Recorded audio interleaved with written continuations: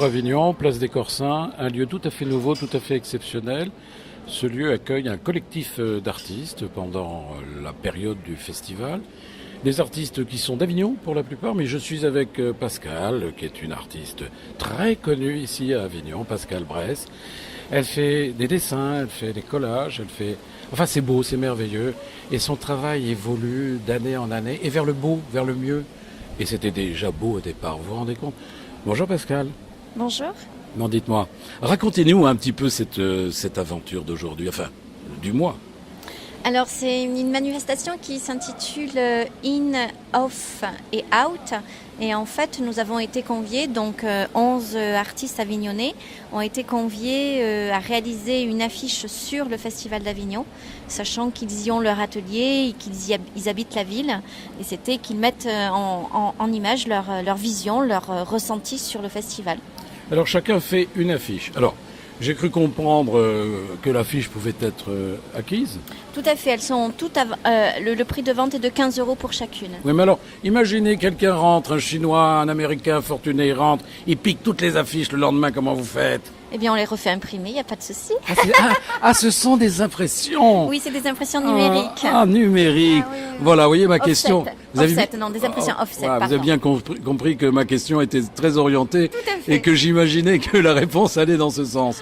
Bon, vous vous connaissez tous, là? Quasiment, non, j'ai rencontré d'autres personnes que je connaissais pas, mais Ouais. oui, mais on est tous d'Avignon, ouais. Ouais, parce que moi j'ai reconnu Delphine Bardet. Vous savez, on en parle avec Arts Up. Il y a son copain qui est là aussi. Sherlock, oui. Sherlock, Il a fait une affiche. Il a fait une affiche aussi, mais je vais la Oui. regarder. Oui, oui. Enfin, il y a plein de copains que l'on retrouve Il ici. y a Pablito Zago, Sherlock, il y a Spoon, il y a Xavier Spatafora. Alors je vais peut-être en oublier. Hein. Et Il y a Philibert, il est Etsy. pas là, pourquoi? Ah ben Philibert, non, il n'est pas là. Ben je sais pas pourquoi. Oh, c'est dommage, il cherche un appart. Alors tiens, j'en profite pour lancer le message. Si quelqu'un trouve une maison ou un Après, appart... Voilà, après ouais. le projet, donc il a été initié par Pablito et Zago, et du coup, c'est que d'année en année, il y ait d'autres artistes qui soient invités à réaliser aussi une affiche et que l'exposition grossisse jusqu'à... Voilà. C'est-à-dire d'année en année? Ouais, d'année en année. Ouais, c'est une bonne initiative qui a été prise par donc votre copain, puis également le syndicat d'INI. Ben évidemment d'initiative, Oui, puisque c'est une bonne initiative. C'est logique. L'Office de tourisme est tout à fait partenaire puisque c'est eux qui prennent en charge l'impression. L'impression. Par contre, c'est une location. Comment ça se passe pour le bâtiment qui est là? Parce que vous m'avez dit tout à l'heure à l'écart que vous aviez tout refait à l'intérieur. Enfin, une grosse partie peinture. On a réaménagé le lieu qui nous est prêté par la municipalité. Ça appartient à la municipalité. Il me semble bien. Il me semble bien. Oui, non, écoutez, c'est pas grave. En tous les cas, vous avez un lieu qui va durer, qui va être pérennisé chaque année. C'est ça qui est le plus important. Enfin, je ne sais pas si ça sera le même lieu, mais en tout cas, le principe, c'est qu'un lieu soit mis à disposition pour que l'exposition puisse être visible. Oui, oui. Alors, Pascal Bress, quelle est votre actualité en dehors de ce lieu? On vous a vu aux plumes de pan, comment vous dites? Oui, à la boutique Les Plumes de Temps, mais j'ai envie de dire qu'à la boutique Les Plumes de Temps, c'est plus un travail secondaire, parce que mon activité principale, c'est d'être illustratrice. Donc, je réalise des images, que ce soit aussi bien pour des ouvrages de littérature pour enfants, ou alors des visuels pour des affiches. Vous en êtes où, là? Vous avez des problèmes avec les éditeurs?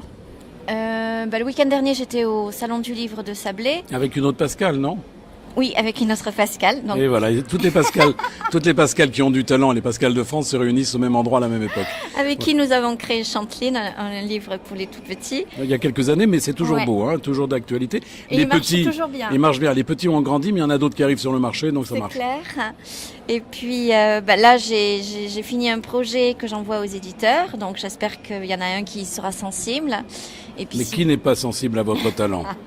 Oui, mais après, il faut que ça corresponde à la ligne éditoriale. Enfin bref, Voilà, on a tout compris. blablabla. Mais on a tous compris, mais enfin, il faut le dire quand même. Hein. Il n'y a pas que du blabla, il faut venir voir les œuvres de Oui, Pascal Bress, voilà, parce il qu'elle faut- est épatante. Il faut venir voir le travail et se faire une idée par soi-même. Est-ce qu'à un endroit, on peut vous trouver sur Internet, quelque part? Complètement. Vous tapez Pascal Braille sur Google, vous arrivez sur mon site et j'ai une page Facebook et sur Instagram. Ben voilà, il je pense fallait que le dire. c'est déjà pas mal. Ouais, attendez, je vais quand même vous aider. Bress, B-R-E-Y. 2 SE. Voilà, vous voyez, ça a été bien commencé et bien fini. C'est ça qui est formidable.